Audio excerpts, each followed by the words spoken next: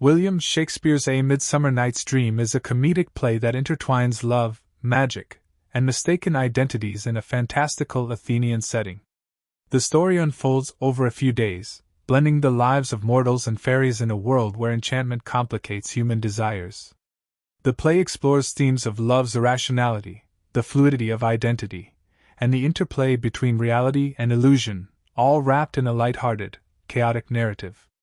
Through its four interwoven plots, noble lovers, a fairy kingdom, a group of amateur actors, and a royal wedding, the play delivers a vibrant exploration of human folly and the transformative power of imagination. The play opens in Athens, where Duke Theseus prepares for his wedding to Hippolyta, queen of the Amazons. Their impending marriage sets a festive tone, but tensions arise when Aegis, a nobleman, demands that his daughter Hermia marry Demetrius, a suitor she does not love. Hermia is in love with Lysander, and the two plan to elope to escape Aegis's decree and Athenian law, which allows Hermia's father to impose the death penalty, or a life of chastity if she disobeys. Meanwhile, Helena, Hermia's friend, pines for Demetrius, who previously courted her but now rejects her for Hermia. The four young lovers, Hermia, Lysander, Demetrius, and Helena, become entangled in a web of romantic confusion that drives much of the play's action. Hermia and Lysander flee into the woods outside Athens, pursued by Demetrius, who is in turn followed by the lovesick Helena. This sets the stage for the magical interventions that will complicate their relationships further. The woods are a realm of enchantment, ruled by the fairy king Oberon and his queen Titania. The fairy couple is embroiled in their own conflict over a changeling boy Titania refuses to surrender to Oberon. Their quarrel disrupts the natural world, causing storms and chaos, reflecting the turmoil of the mortal lovers. Oberon, determined to assert his authority, enlists his mischievous servant Puck to use a magical flower, love and idleness, whose juice, when applied to sleeping eyes, causes the person to fall in love with the first being they see upon waking. Oberon instructs Puck to anoint Demetrius's eyes to make him love Helena, hoping to resolve the mortal lovers' conflict. However, Puck mistakenly anoints Lysander, who wakes and falls in love with Helena, abandoning Hermia. This error sparks a cascade of comedic misunderstandings, as Lysander now pursues Helena, who believes he is mocking her, while Hermia is left bewildered and heartbroken. Meanwhile, Oberon uses the same love potion on Titania to humiliate her, hoping to distract her and claim the changeling. Puck transforms the head of Bottom, a weaver and member of a group of amateur actors rehearsing in the woods, into that of a donkey. When Titania wakes, she falls instantly in love with Bottom, showering him with affection despite his absurd appearance. This subplot introduces the Rude Mechanicals, a group of craftsmen including Bottom, Peter Quince, Snug, Flute, Starveling, and Snout, who are preparing a play, Pyramus and Thisbe, for Theseus and Hippolyta's wedding. Their bumbling efforts and Bottom's pompous personality provide much of the play's humor, contrasting the ethereal fairy world with the earthy, practical concerns of working-class Athenians. Bottom's transformation and Titania's infatuation highlight the absurdity of love under magical influence, paralleling the irrational passions of the noble lovers.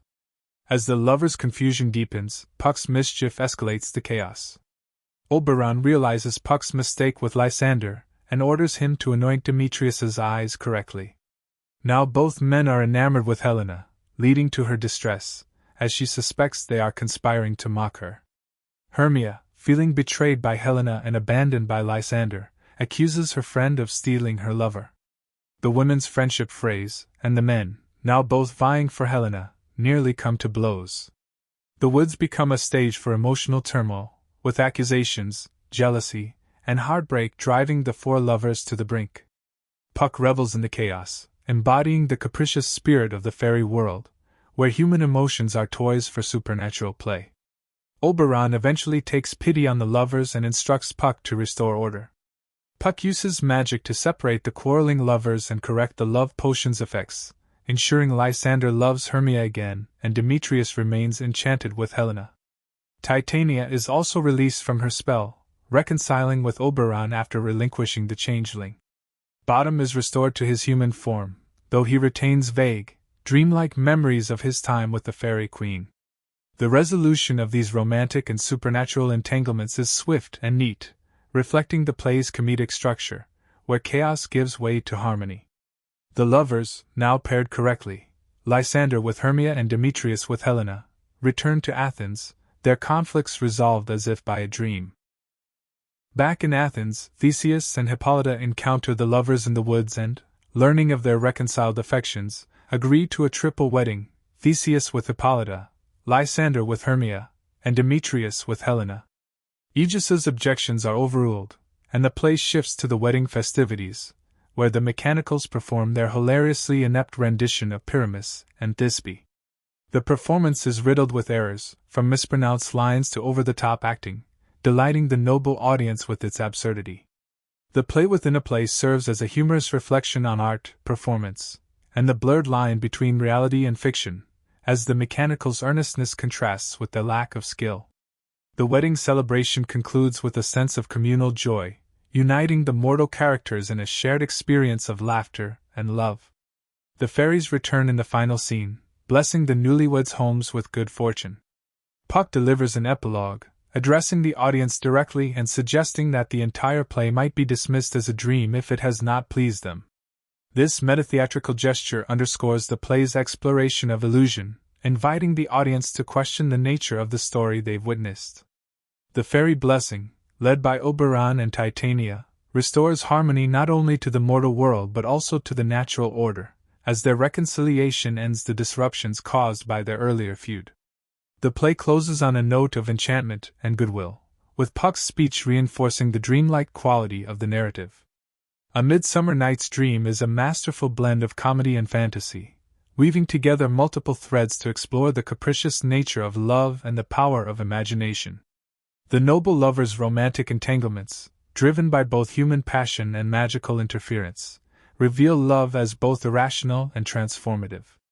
The fairy world, with its whimsical yet powerful inhabitants, mirrors and amplifies the mortal's desires, showing how external forces can shape human experience. The mechanicals, with their earnest but clumsy efforts, ground the play in a relatable, human perspective, reminding us of the joy and absurdity of striving for art. Through its layered plots and vibrant characters, the play celebrates the chaos of human emotions while affirming the possibility of harmony and resolution. The play's structure, with its rapid shifts between the mortal and fairy realms, creates a sense of fluidity, where identities, affections, and even reality itself are malleable. Shakespeare uses the forest as a liminal space where societal rules dissolve, allowing characters to confront their desires and fears. The lovers' quarrels, Titania's infatuation with Bottom, and the mechanical's theatrical ambitions all reflect the transformative power of this enchanted setting. Yet, the return to Athens and the restoration of order suggest that such transformations are temporary, part of the dreamlike quality of the experience.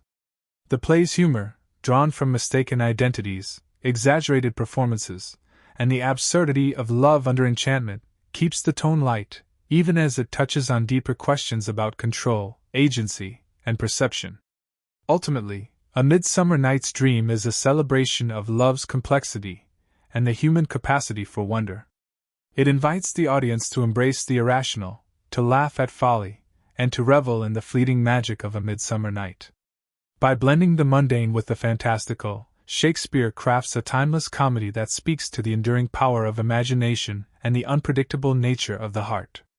The play's resolution, with its weddings and fairy blessings, offers a vision of harmony that feels earned after the chaos, yet Puck's final words remind us that this harmony exists within the fragile, ephemeral frame of a dream. Please like and share the video. Subscribe the channel.